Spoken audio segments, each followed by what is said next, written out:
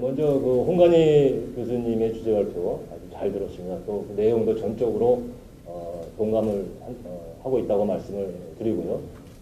저는 유의물을 가지고 좀 말씀을 드리고자 하는데요. 42쪽에 나와 있는 대통령 방미 및 한미 정상회담 그 평가는 홍 교수님께서 자세히 말씀해 주셨기 때문에 생략을 하겠습니다.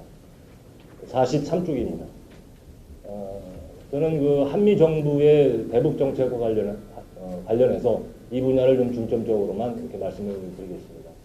우선 그 김정은 시대의 핵 미사일 위협으로 북한은 한미 정상회담 4월 뒤인 7월 4일 또 이날이 그 미 독립기념일이죠. 또 우리로 봤을 때는 7.4 남북 공동성명 45주년에 해당하는 날입니다. 이 날에 맞춰서 대륙간 탄도미사일을 발사했고요. 또 북한이 ICM 발사에 성공했다고 이렇게 발표했는데요. 이것은 북한 핵과 미사일을 폐기하기 위해서 압박과 대화를 병행하기로 한 한미 정상회담 결과를 정면으로 반박한 것으로 보입니다. 그리고 북한은 지금까지 아껴뒀던 그 ICM 발사 카드를 가장 극적인 날짜를 선택해 꺼내드는 것으로서 미국과 한국의 대북 정책에 상관없이 마이웨이를 가겠다는 의지를 강력하게 천명을 한 것입니다. 이처럼 김정은 시대의 북한은 김정일 시대의 대미 대남 접근법과는 상당히 다르다고 보여집니다. 김정일 시대에서는 핵미사일 기술 개발을 완료하지 못한 채 그 자체를 협상 카드로 활용한 반면에 김정은 시대에는 핵미사일을 보유한 상태에서 한국과 미국, 특히 미국과 대화에 나서겠다는 차이점이 있다고 보여집니다.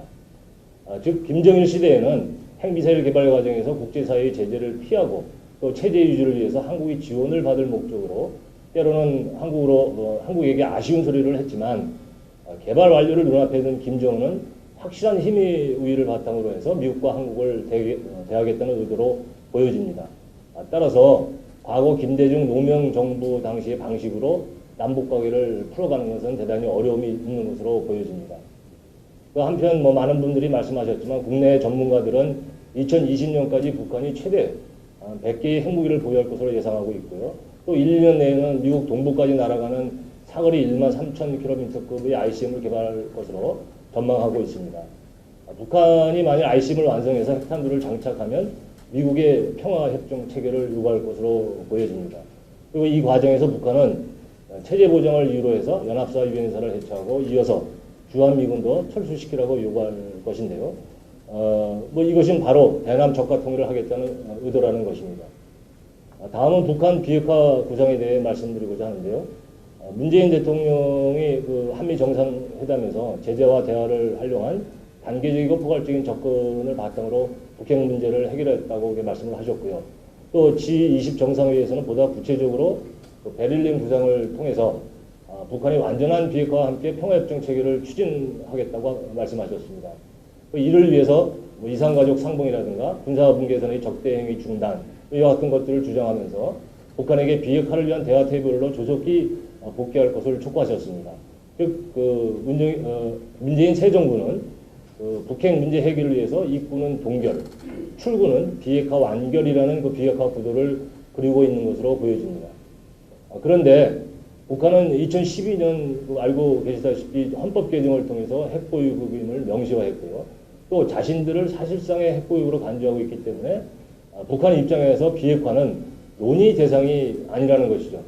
북한이 누리는 새로운 목표는 핵무장한 북한을 인정하고 함께 공존하며 북한이 주장하는 적대 정책의 종식을 가속화시키도록 만드는 조건에 미국이 합의하도록 강요하는 것입니다. 미국은 지금까지는 제재와 압박을 강화해야 한다는 입장이지만요. 북한이 미국 본토에 직접적인 타격을 가할 수 있는 핵무기 능력을 곧 보유할 수 있다는 인식을 하기 시작했고요. 또 미국 내 많은 군사안보 전문가들은 북한이 생존 차원에서 핵무기를 절대 포기하지 않을 것이라고 전망하고 있습니다. 따라서 이들은 북한의 핵미사일 능력이 미국을 직접 공격할 수 있는 수준까지 올라오기 전에 현재 수준에서 동결시키는 것이 미국의 이게 필수적인 조치이고 비핵화는 장기적인 목표로 전환해야 한다는데 동의하고 있는 듯하게 보입니다. 그리고 북한도 미국이 북한의 핵무기 능력을 인정하고 핵과 미사일 동결을 위한 협상을 제안한다면 협상에 임할 가능성이 있다는 것이죠. 그리고 북한은 이러한 합의를 미국과 단독으로 체결하려고 할 것입니다. 그런데 여기서 중요한 것은요, 북한의 핵동기는 지극히 환상이라는 것입니다. 1994년과 2005년 그리고 2007년에 북한과 체결한 중요한 비핵화 합의들이 하나같이 북한의 핵 프로그램 해체 약속과 더불어서 핵 프로그램의 동결을 전제로 한 것이었습니다. 그러나 동결 조치는 불충분했고요. 환상에 불과했음이 이미 여러 번 입증되었다는 것이죠. 그리고 북한이 설령 핵 동결에 관심을 보인다고 해도 북핵 문제에 대한 국제사회의 피로감만 누적시켜서 결국 비핵화 목표를 포기하도록 만들려는 북한의 속셈에 불과하다는 것입니다. 따라서 한국과 미국이 북한의 핵 동결을 전제로 해서 북한과 어떤 합의를 하더라도 그것은 단지 환상일 뿐이고요. 또 과거의 실패를 답습할 수밖에 없고요. 결국 한미 양국은 북한의 핵 위협에 더욱더 노출될 뿐입니다. 현재 트럼프 행정부는 북한 문제에 대해서 최대 압박과 관여 정책을 취하고 있습니다. 그런데 미국이 북한을 최대로 압박을 하겠다고 하면서 다른 한편으로는 북한이 정권 교체를 추구하지 않겠다. 이와 같은 대북 정책 비전을 택하고 있습니다.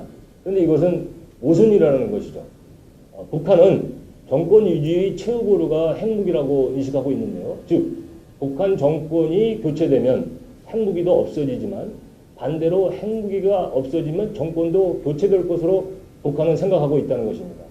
따라서 북한이 비핵화를 추진한다면서 북한의 정권 교체를 추구하지 않는다는 것은 모순일 뿐만 아니라 북한을 최대한으로 압박하는 조치도 아니라는 것입니다. 그래서 저는 지금과는 좀 다른 대북 전략을 모색해야 한다고 생각을 한번 해봤는데요.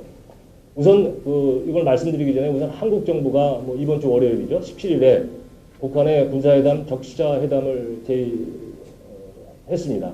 여러분들 잘 아시겠지만 이렇게 여러 가지 제의를 했는데 물론 저도 남북대화가 복원될 필요성은 있다고 생각합니다. 그러나 과연 지금이 우리가 먼저 저자세로 대화에 나서야 할 시점인지는 생각해 봐야 한다는 것이죠. 지난 4일 북한이 ICBM 발사에 성공했다고 선언한 이후에 유엔이 새로운 대북 제재를 논의하고 있고요. 또 미국은 북한과 거래하는 외국 기업을 제재하는 세컨더리 보이콧을 본격화하고 있습니다. 이 같은 상황에서 우리가 남북대화에 나서면 북한이 도발에 면죄부를 주는 꼴이 되는 것이고요. 또 국제사회의 대북 제재도 균열을 야기할 수도 있는 것이고요. 결국 우리가 북핵 논의에서 소외되는 코리아 패싱 현상을 가져올 수도 있다는 것이죠. 따라서 지금은 대화할 때가 아니라는 것입니다. 김정은 정권이 지금처럼 막무가내로 나가는 이상 현재 한반도 위기를 진정시키고 근원적으로 해결하기 위해서는 북한이 감내할 수 없는 압박을 가해야 한다고 저는 생각을 합니다.